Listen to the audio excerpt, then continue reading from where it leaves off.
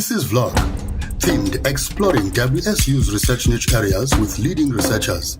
Join us for a series of vlogs that will see Vice-Chancellor and Principal, Professor Rushila Nolundi-Songa, engaging with various academics and researchers.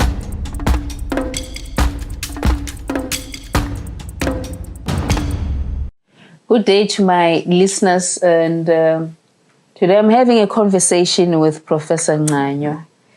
She is the leader of the research niche area on sustainable development and contemporary issues in society and education.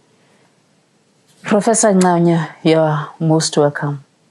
As we start this conversation, may you please kindly introduce yourself and your colleagues in your team. Thank you, Prof. I am Professor Thobeka Ncanywa in the Faculty of Education under the Department of Economic Management Sciences. I'm an economist, and in the team for SDSICE niche area, we have got Dr. Omodan, who is also in the Faculty of Education at Butterworth with me.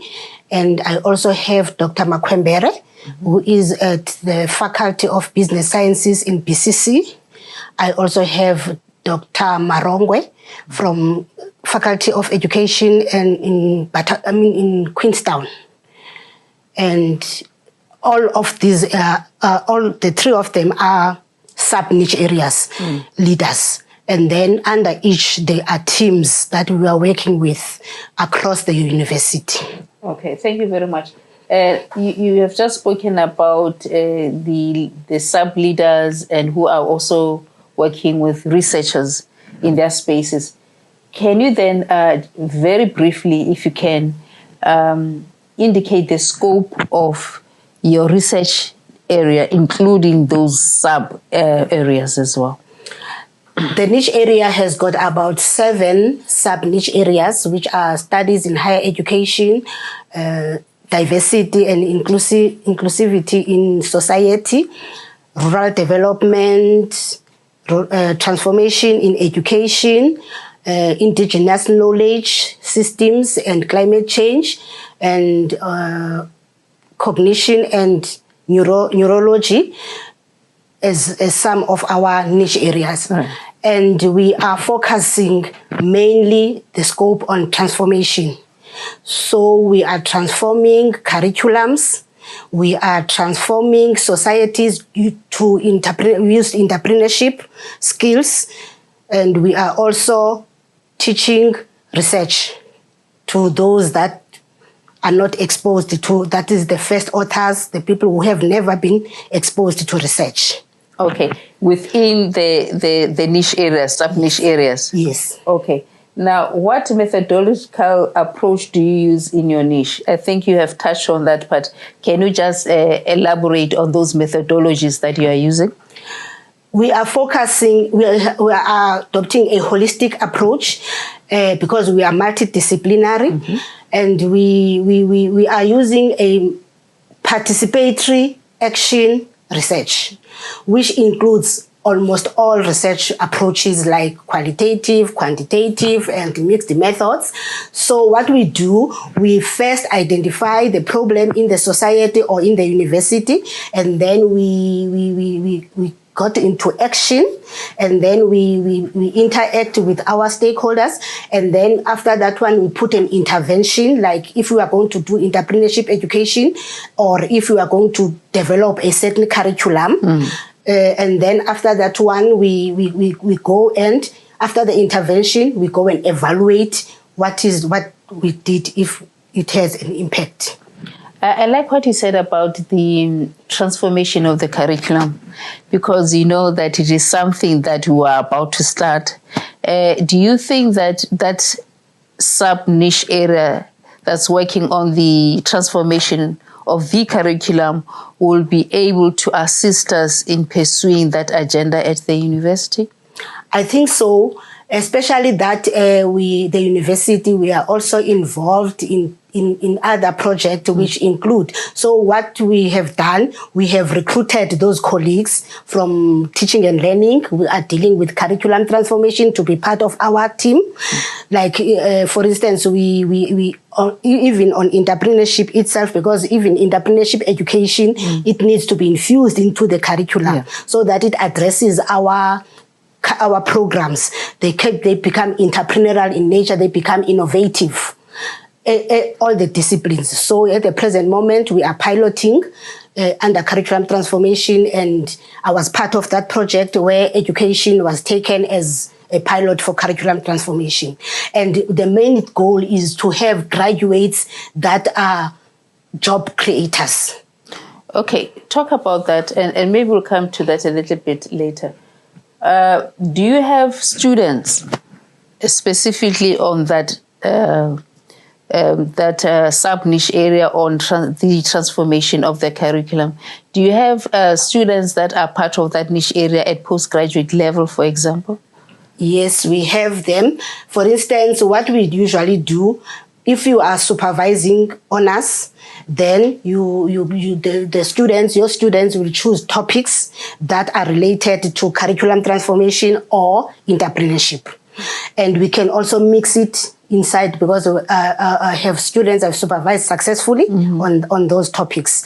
And also at PhD level, also have a student that is dealing with transformation process in higher education and looking at the universities in the Eastern Cape. Oh.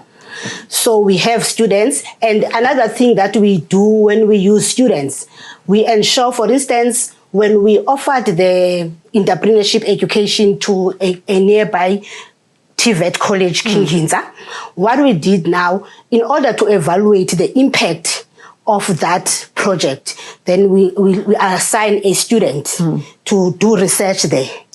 And also we have provided entrepreneurship education in Butterworth campus to both students and staff members. So after that one, what we did, we get a student that is going to research on the impact that intervention did, so that we don't have specifically time for doing evaluations. The students do the evaluations through research.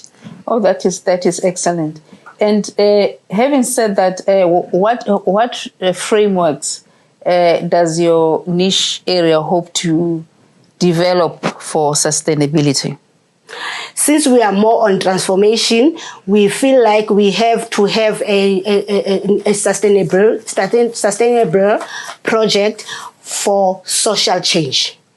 So the framework is to intervene so that we see the difference we're making in the society, including the universities, because some of the projects from the sub-niche areas are concentrating on developing curriculums in the rural universities.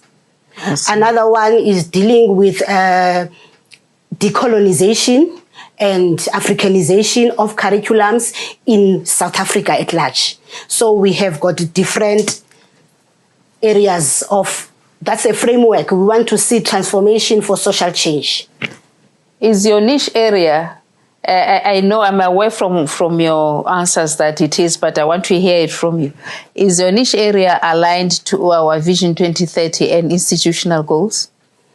It is aligned because we are more on integrating the spheres in our spaces. For instance, when we are providing entrepreneurship, we are concentrating on teaching and learning, and we take that to research because we're going to evaluate the impact, and we also have papers on doing that. So we are concentrating on research, and we deal with communities. Therefore, we are going to the community engagement.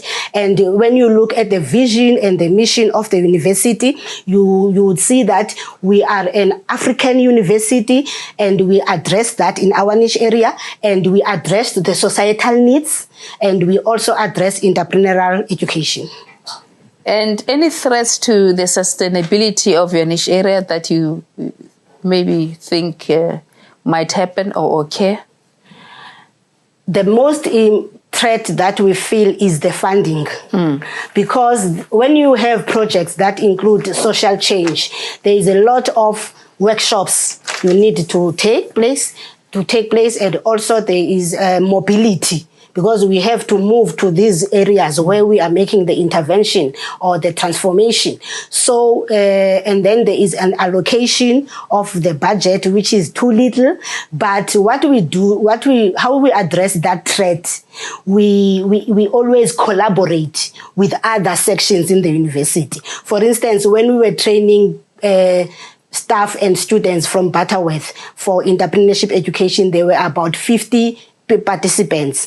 Then they were taken to a hotel, and we did not have that money from the niche area, but we went to teaching and learning because and then we tapped into curriculum transformation department, then we got money there. So that's how we do it. And now, for instance, this year I'm coming from a plenary of a project that we are going to address the unemployment in Tanzania. So for that one, we've gone to the director of community engagement. He's part of our project. And then we know that, and when we have plenary for the writing retreat of writing those papers, he also said is going to support us.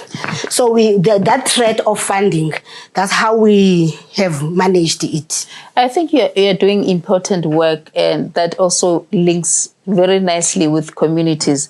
Has your niche area ever thought perhaps of collaborating with like a Department of Higher Education at provincial level as a way also of accessing funding for some of these very important projects that the niche area is developing or looking at? Yes, we are collaborating with entrepreneurship development in higher education under USEF. I'm also part of the co-ops there. So we are interacting because there we have got some training, some workshops on how to develop that. We also have a collaboration with the rural development in the Eastern Cape, whereby because we wanted to teach the community of Lusikisiki about commercializing those businesses there and taking them to markets. And then the Department of the Rural Development in the Eastern Cape is supporting us on that. Also, I think the Premier called me and other economists in the Eastern Cape to work hard on these problems of job creation, and then we are collaborating with the Premier as well, the Premier's office. So we are not collaborating with higher education only, but also with other stakeholders outside. Okay. I think that is excellent. Now, as we draw our conversation to a close, two things, and they're kind of interrelated. Do you have postdoc research fellows who are part of the niche area? And to date, how many articles in accredited journals has the niche area produced? In terms of the postdoc, we have a challenge from our niche area, because the one that was appointed last year could not come because of the issues of visas and everything, and yet we don't have. And this year we don't have, but we were promised that we were going to get one. So even that one that was there last year, I saw one paper from the postdoc. However, the leaders of the niche areas, I think we are leading in the university. About our research, because last year only from the niche area and the researchers that I'm working with now and Butterworth only, we had about 43 articles that are published in accredited journals. Wow. So, and then we also teach them how to write papers, and then we encourage them to go to conferences. So excellent. I think we had about 15 conference proceedings, papers that were recorded in Butterworth only. But when we do this, we do to the whole university. Right. But I'm just calculating the ones from Butterworth, the ones I know, how many were reported. Thank you very much, Professor. You are doing excellent work. and we'll continue to support you and other research niche areas as well. And you also know that we have an open door policy. Should you need anything, we'll try our level best to help you. Thank you very much to our audience, and that's a wrap. Until next time, goodbye.